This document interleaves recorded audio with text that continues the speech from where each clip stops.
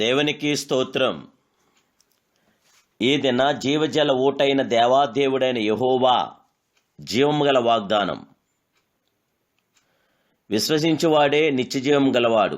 యోహాను సువార్త 6:47.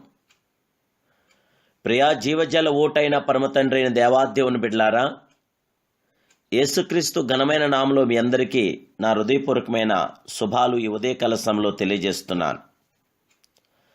ఆయనను ప్రగాఢంగా నమ్మువారందరూ నిశ్చయం కలిగిన వ్యక్తులుగా మారుదురు.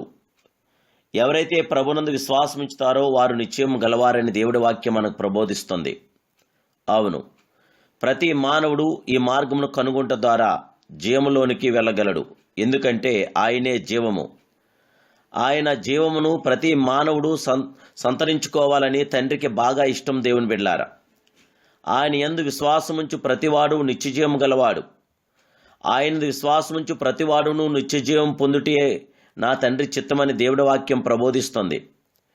ఆయనను ప్రగాఢంగా మనం నమ్మాలి. దేవుని బిడ్డలారా, మనందరి పాపముల విషయమై మనం సావలసి ఉండగా మన స్థానంలో ఆయన చనిపోయి నీతి విషయంలో జీవించినట్లుగా శ్రేష్టమైన జీవాన్ని ప్రసాదించిన మహిమాస్వరూపుడైన జీవాధిపతి క్రీస్తు మనం పాపముల విషయమై చనిపోయి నీతి విషయమై జీవించినట్లు ఆయన తానే తన శరీరమందు మన పాపములను మాను మీద మోసుకొని పోయాడు. ఎవరైతే ఆయనను అంగీకరిస్తారో వారి కొరకు ప్రతిష్ఠించిన నూతనమైన జీవమార్గము ఇది. కానీ మానవులు ఈ జీవమార్గమును కనుగొంట్లో చాలామంది విఫలమవుతున్నారు. కొందరైతే దైవ సేవకులు ప్రబోధాల ద్వారా వారికి కలుగు శ్రమలు, సాధనలు, వ్యాధుల ద్వారా ఈ మార్గమును కనుగొంటున్నారు.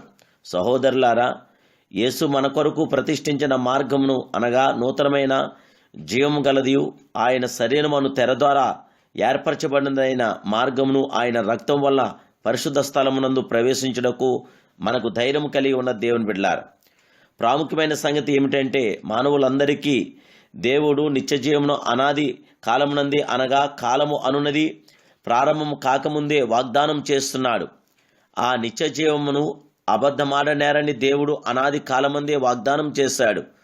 అందుచేతనే ఏ మానవుడు నశించవలని ఇష్టపడక తన ప్రియకుమారుని లోకంలోనికి పంపిన మహిమాస్వరూపుడైన తన ప్రణాళికలో నిత్యజీవము ప్రధానమైన అంశంగా అనాదిలోనే దేవుడు మానవులందరికీ అనగా కుమారుడైన యేసును విశ్వసించే వారందరికీ వాగ్దానం ఇచ్చి ఎంతటి అద్భుతమైన సంగతి. దేవుని బిడ్డలారా, దేవాదేవుడు వాగ్దానం చేస్తున్న వాగ్దానసూరుడైన మనందరికీ ఆయన నిత్యజీవమును అనుగ్రహిస్తున్న గొప్ప దేవుడు. విశ్వసించేవాడే నిత్యజీవం గలవాడు. క్రీస్తు యేసునందు విశ్వాసం కలిగి నిరీక్షణ కలిగి గురి కలిగి ఆయనతో కొనసాగుదాం.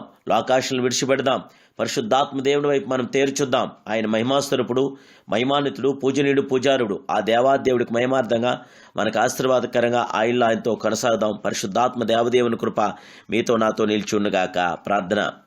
సర్వాధికారివి, సర్వశక్తిమంతుడు, సర్వోన్నతుడైన మా ప్రియ జీవజల ఊటమైన పరమ తండ్రి, మీకు స్తోత్రాలు.